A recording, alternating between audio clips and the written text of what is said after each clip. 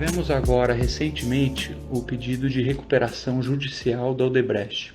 Pela lei brasileira, isso é quase uma falência aí. A empresa estava devendo mais de 100 bilhões e não aguentou cumprir os seus compromissos. Agora, esse episódio ele é uma grande lição e um marco na história do Brasil dos últimos anos, porque nos ajuda a entender melhor um pouco o que aconteceu no Brasil e como se deu esse projeto de poder chamado petismo.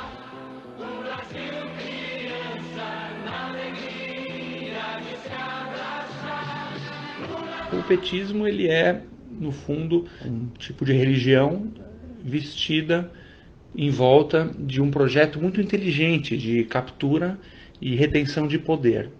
Quando os petistas ganharam a eleição lá em 2002, conquistaram o executivo no Brasil, eles fizeram a seguinte pergunta: como a gente garante a nossa permanência aqui, no poder nos próximos 50 anos? É isso que é o foco central. Não é implantar uma ideologia, uma utopia, nada disso.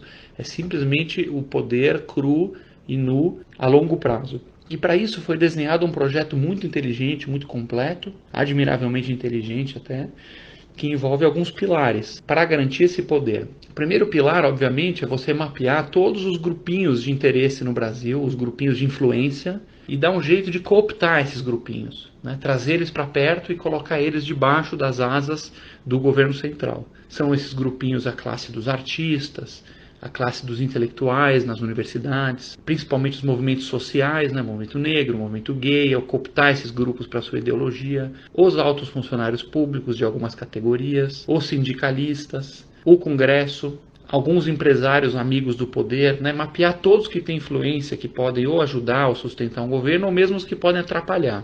E como que você atrai esse pessoal? Você basicamente precisa dar uma tetinha. Esse pessoal funciona na base de tetinha. Por exemplo, no caso dos artistas, tem uma tetinha muito importante chamada Lei Rouanet, que não foi nem inventada pelos petistas, se justiça seja feita, ela vem de antes. Já na época do PSDB já tinha essa tetinha para os artistas. Lei Rouanet é uma lei que permite você desviar dinheiro da saúde, da educação, da polícia, desses serviços básicos, para financiar show de artista sertanejo, filme da Xuxa, exposição de homem de bunda de fora. Então é basicamente a tetinha dos artistas, é a Lei Rouanet, que eles defendem com unhas e dentes. Os sindicalistas nunca ganharam tanto dinheiro quanto nos governos petistas, nunca teve tanta proliferação, tanta criação de sindicatos. A missão de um sindicato é lutar por benefícios para os trabalhadores, certo?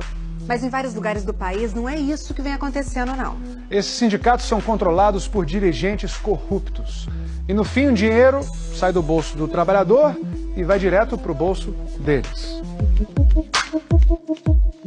Você teve um mensalão em que o governo simplesmente desviou recursos para pagar mesadas para os deputados, para o deputado dar sustentação para o governo. Foi desenhado toda uma rede aí de marionetes que o governo central conseguia ir manipulando esses grupinhos através das tetinhas. Agora, como é que você paga isso tudo? Aí vem o segundo pilar, do qual a Odebrecht é muito, muito importante. Ela é um ponto central. Você precisa escolher alguns vencedores na economia, Você precisa praticar aí um capitalismo que é completamente diferente do capitalismo real. O capitalismo real ele é o capitalismo de livre mercado, em que você tem igualdade de condições, você tem igualdade de direitos e de regras, e as empresas têm que entrar para competir de forma feroz, Para baixar custo, para melhorar os produtos, e que não tem preferidos. O capitalismo, na essência, ele não pode gerar preferidos. E aqui era o capitalismo de compadres. É exatamente o oposto que foi praticado no Brasil, aí não só pelo petismo, mas sim por várias décadas antes, em que você escolhe os amiguinhos do poder, como por exemplo a Odebrecht, ele é um exemplo do capitalismo de compadre. O ex-presidente da Odebrecht, Marcelo Odebrecht, afirmou hoje em depoimento ao juiz Sérgio Moro que a empresa mantinha um funcionário responsável pelo pagamento de propinas desde 1990. E aí para esses amiguinhos você dá dinheiro quase de graça do BNDES, você dá contratos públicos para eles atenderem as estatais, que foi o caso do Petrolão. Você vai dando favorecimentos para esses caras irem ganhando o jogo e ganhando muito dinheiro, muitos bilhões e bilhões e bilhões, e isso vai voltando para o partidão na forma de propina. Esse é exatamente o caso do famoso Petrolão, em que várias empresas, inclusive a Odebrecht, estiveram no centro. Funcionava assim.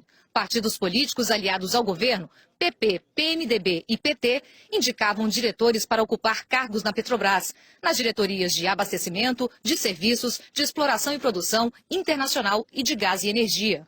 Os diretores e o doleiro negociavam com diretores de empreiteiras o percentual da propina. Em troca, as empresas conseguiam os contratos. A propina saía dos cofres das empreiteiras e era distribuída aos diretores da Petrobras, a políticos e ao doleiro Alberto Youssef.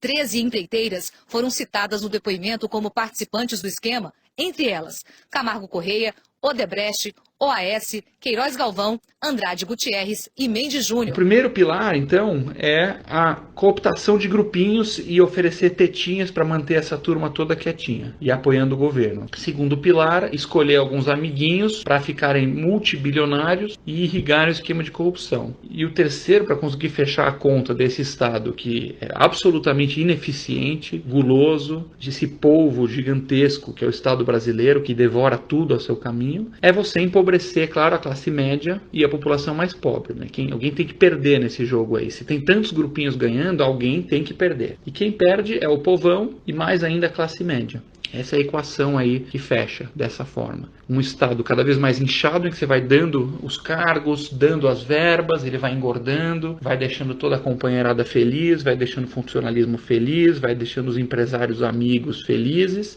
e o povão continua na miséria e na ignorância. Você tem um exemplo, por exemplo, Bolsa Família, um programa muito bem desenhado, aliás, um programa bacana, porém há de se levar em conta que o Bolsa Família ele entrega cerca de 30 bilhões de reais ano para o povão. Só que esse mesmo povão que recebe os 30 bilhões ano do Bolsa Família, paga de imposto escondido nos produtos 150 bilhões, é 1 para 5. Ou seja, aquela família humilde que recebeu R$1 de Bolsa Família, que está feliz, grata, apoiando o petismo, essa mesma família não sabe que ela está pagando R$5 em imposto escondido no remédio da vovó, em imposto escondido no sabonete, na lata de milho. É um esquema muito bem desenhado, em que você tem a ilusão de estar ajudando o povo, mas ao mesmo tempo cobrando uma carga muito maior. E por fim, o perdedor é a classe média. Aí é preto no branco. A classe média é o verdadeiro grupo de escravos do Brasil. Se você quiser resumir o Brasil em uma frase, é basicamente um sistema político que escraviza a classe média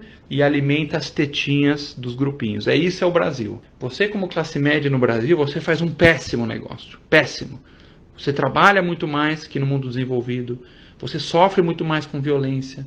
Você sofre muito mais com estresse, você passa horas no trânsito para chegar no seu trabalho, num lugar violento, e você recebe zero em troca. Um governo inchado, gordo, ineficiente. Enquanto a classe média ficar dormindo, as tetinhas vão ser o verdadeiro governante do Brasil e os líderes que organizam as tetinhas. Essa é a luta agora. A classe média, junto com o povo, tomando consciência, dando a sua voz nas ruas, dando a sua voz na urna, dizendo não para as tetinhas, não aos grupinhos, não aos tratamentos privilegiados, e aí retomando o Brasil a quem o Brasil deveria pertencer de verdade. Somos nós, os cidadãos comuns.